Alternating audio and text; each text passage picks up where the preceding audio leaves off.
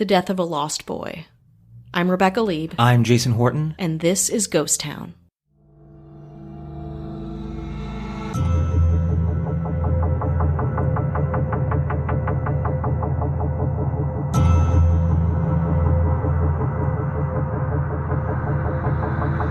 Bobby Driscoll was a child star.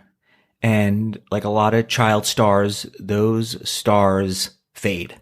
Oh, yeah. They don't grow into maturity and become super dwarf stars and burn brightly for years and years to come. Unfortunately, this one burnt out pretty quickly and pretty tragically. And Bobby Driscoll was a Disney star. So I think, at least for us and for this podcast, kind of lends like a certain strange history, you know, anytime you mix in Disney, which is classic and iconic, but also Disney has its own thing. Yeah. Disney, it's another, I think for me, like trying to pinpoint exactly what that is, that extra thing, it's like Disney has such a level of knowledge and familiarity in all of our lives. It's like another thing that you're like, oh, this familiar thing turned on its head, or like the dark side of this thing that we think is so wholesome and American. Yeah, and you know, sometimes there's a price to pay. No way. Sometimes there is, though. Yeah, no, it's not just, you know, you do this and only good things will happen and nothing bad could possibly happen when you're thrust into stardom. I mean, but in the 1940s is a great time to be a child star. Oh, yeah. You're not taking advantage of it at all. There's no weird bad regulations. You can work laws. as long as you want, whenever you want. So strap in for this one. We're going to take a little trip starting in the 1940s, but Bobby Driscoll appeared in Disney films, including Song of the South, which is there's a little bit of controversy, very controversial, but it is a fact of this episode. So Dear to My Heart, Treasure Island, and Melody Time. I'm sure I've seen Treasure Island. Melody Time, not so sure. He also voiced Goofy Jr. in 2 animated shorts. So pretty iconic. Mm-hmm. And those 2 shorts were Fathers Are People and Father's Lion. His last role for Disney is what really put him on the map. And it was the voice of Peter Pan for the 1953 animated film of the same name. And he actually technically won an Oscar, a juvenile Oscar. Whoa. A juvie? A juvie-o? For his roles in the film So Dear to My Heart and The Window. So pretty successful. Wow. And like many young stars, it doesn't last. Yeah, I think especially when your currency is being like a cute Disney star, too. Like we see that all the time now, honestly, when we like talk about the Sprouse brothers, who are in a good shape, you know, for the most part, like they're still working and stuff, but or you see them get into things or whatever. Like I would imagine this happening in the 50s, being a Disney star, then it being, like we said, like 40-fold. And I mean, look, Ryan Gosling, whatever happened to him? He was he was a Disney person, wasn't he? Yeah, he was in the Mickey Mouse Club with like Mickey Mouse Club, Christina Aguilera and Britney Spears. I forget who else was in it with them, but there were more. Some of them are doing better than others. Yeah. I will say that. Ryan Gosling, though, you know, doing all right. What I used to see him all the time at Black Cat, which is this bar when we used to go to bars. Remember that?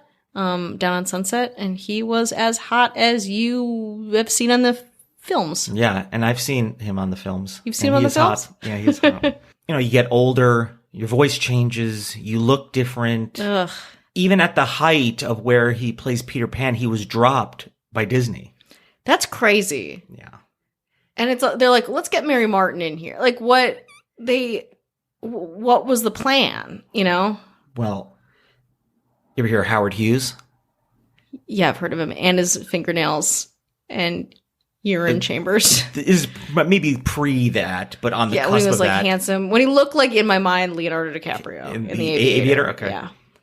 So according to Hollywood biographer Mark Elliott, when Howard Hughes bought RKO, he in effect became the owner of Disney Studios. He controlled the money and he hated Bobby Driscoll. Whoa. He hated Hollywood kids. He thought they were precocious, weren't real, and incredibly annoying. He didn't want Bobby Driscoll to be with Disney anymore. Whoa. Interesting business to be in, though, when you're like, I hate kids. Yeah. What do you want, a bunch of like 58-year-olds to... Well, exactly. That's the thing. I'm like, what is the... Like, I think he makes some fair point. Like, yeah, I'm sure, like, you know, like stage kids are annoying. I've been around them. It is annoying. But like... As opposed to, what are you going to get, some like old voice actor? Well, it's going to be the great grandparent trap. Yeah. Cool. Yeah. It's not a bad idea. I like that. Well, let's run with it. I'm giving that the green light. Somebody get out your checkbook because we want to make that. Mm-hmm. So that doesn't help, especially when it's not even, you know, you're in a couple of flops or there's no way to find you. It's like, you're really at the height. This is where, you know, the pivoting should be happening to have you more front and center, and then you get dropped. And this, you know, when studios would kind of own contracts and like kind of that old Hollywood thing, you were with Disney, you're with RKO, or you're with Paramount, or whatever the case may be. So it wasn't just like, well, I'll just go audition for something else, and it just really didn't work like that. So he found some acting work post Disney, but he also found heroin.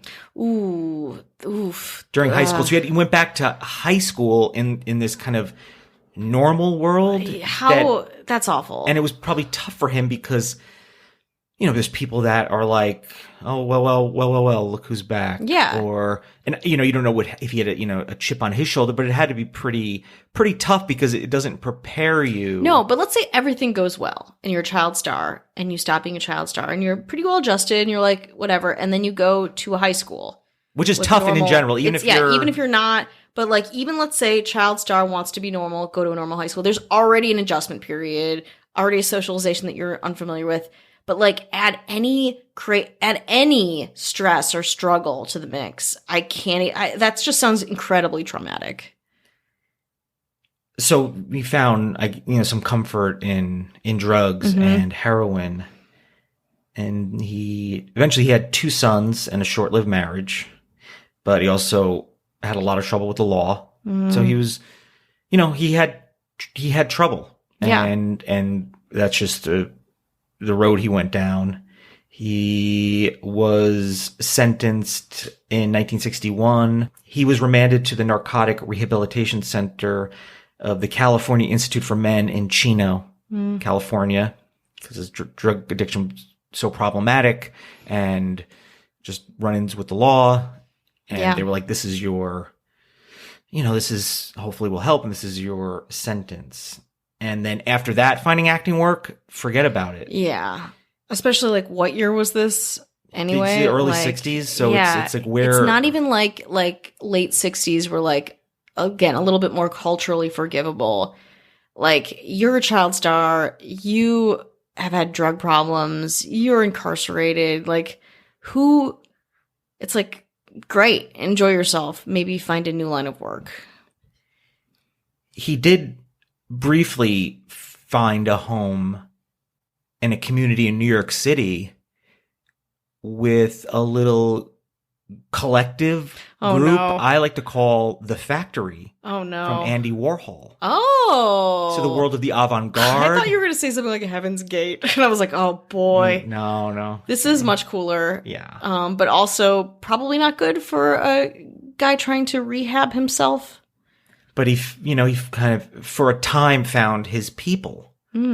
And his last role was actually in a short film produced by Andy Warhol. Oh. It was called Dirt, and he played a nun. And it is odd. I have watched it. And I'm very interested in that time period. Yeah. In New York City. I love pop art. I really love that Andy Warhol pop art. I just find that whole thing compelling, and it's things like this that I'm sure opened up, Basquiat, right? Yeah, for sure. Yeah, Basquiat, and even a lot of art. And that time is really interesting, and just like making community art and communal art, and like obviously Andy Warhol is not a non-problematic figure. And I think, a lot of people have mixed feelings about him. But actually, if you've ever read the Edie Sedgwick biography, it is incredible. And I think... Was it she was involved, or was it her mother? Yeah, she was. I'm thinking of Kira Sedgwick. So yeah, Edie was she's her related mother. to. No, oh, they're like cousins. They're like cousins. Cousins, okay. But yeah, very well connected debutante who was in the factory, like kind of a factory star for a long time, and she also had problems with drugs. Velvet Underground. Was absolutely. Nico. And... everyone at that time in New York, like such an interesting time, and maybe that's why this name sounds familiar because. I believe she was in that film maybe, or something around like very close to that time where they were all just kind of like struggling to make interesting art. And yeah, like all of these like lives of these different people, it's pretty incredible. And I watched it, and it's a short film, and there's not like really dialogue. It's random nudity and tubs like jump and cuts nuns. and nudity. Yeah, it's a real. I mean, it's avant-garde to the nth degree. So on March 30th, 1968, two boys were playing in an abandoned East Village apartment. Oh God! And found Bobby Driscoll dead on a cot in one of the rooms, and all he had were 2 beer bottles and some scattered religious pamphlets. Really sad. Like that really is horribly sad. Yeah. Just imagine being, 2 kids probably, obviously pretty dangerous is just like exposed wire. And, maybe don't let your kids play in a warehouse if you can help it. And just dying, I'm assuming, alone. Yeah. Of, alcohol. Yeah. It was like an alcohol-based, hardening of the arteries and stuff like that. But just the drug abuse and alcohol, all the abuse really caught up, and he was, pretty How young. old was he? He's like 31. Oh my God. So pretty young. But, when you start in high school and you probably, relatively for the most part, probably go pretty hard. Yeah. And no one's really telling you not to. And you like, I can't speak for what happened, but it's like, you find your people, but then, then you're just kind of living on the street, which is sad. And what's even sadder is his mother was, they were estranged, and his father died. So she's like, I want to connect with him and kind of let him know, and of course, when they found him, they had no ID. They had no way to identify him. Ugh. So in 1969, just a year after, his mother was hoping to connect, and she actually, with the help of Disney, trying to track him down via the NYPD, and they did a fingerprint match, and they found him because he was buried on Hart Island, which is Potter's Field, which is in the Bronx. Yeah. So it is just where, you don't know who these people are. Hart Island, Potter's Field is very interesting because they had recently, it's closed it off, and then they recently opened it again. And the public didn't even know about his death until 1972, when it was made known by reporters in conjunction with Song of the South being re-released in theaters. So super tragic, super sad. A really tough story and interesting road that he went down. Absolutely. Because, I don't know how often I would go watch something Disney from the 50s, but I imagine people do because Disney is so iconic. Exactly. The repertoire of Disney, and with Disney Plus too. Like, I don't know exactly what's on there, but people like Billy Drixel. Hamilton is definitely on there. Yes, that's the only thing I've watched. I know everyone talked about The Mandalorian for a while. That's neither here nor there. But yeah, his work lives on. Like, it is still a beloved part of the Disney repertoire. Yeah. That's really sad. And also, when you start as a child actor, like, think about when you get your first job, like maybe like 13, like, you get your first job, or you start earning money at a certain point in your life, and it's usually like, you're a teenager or like a tween or something, and you start like slowly working. But when you're a kid who's like making this living, whose parents are like relying, and everyone's telling you how great you are, and you don't have a sense of self yet. Like, it's a very delicate place to be. My first job was a place called Ponderosa Steakhouse. I know a Ponderosa. You know Ponderosa? Okay. Oh, and yeah. I was 14, and what I liked about it is it made me remember my social security number because that's how you had to punch in. And so that's how I easily remembered my social security number at a very young age because I found it very helpful. But I remember one time it was like, it had like a buffet type salad. It was like a Sizzler type thing. Yeah, it's very Sizzler-esque. And I remember somebody dumped a whole, it was like a bunch of rice on the floor or something like that. And they literally just took their hand and scooped it back in and then just put it. And I remember seeing that and never, ever forgetting that. No. And that's a very that's a powerful image. Yeah. I could really go for a Ponderosa steak right now. Oof. Hey, Ghost Town listeners. I'm Peyton Moreland. And I'm Garrett Moreland. And this is Murder with My Husband, a true crime podcast. We bring you a unique perspective on true crime podcasting because I absolutely love it. And I hate it. I cannot comprehend the fascination with true crime.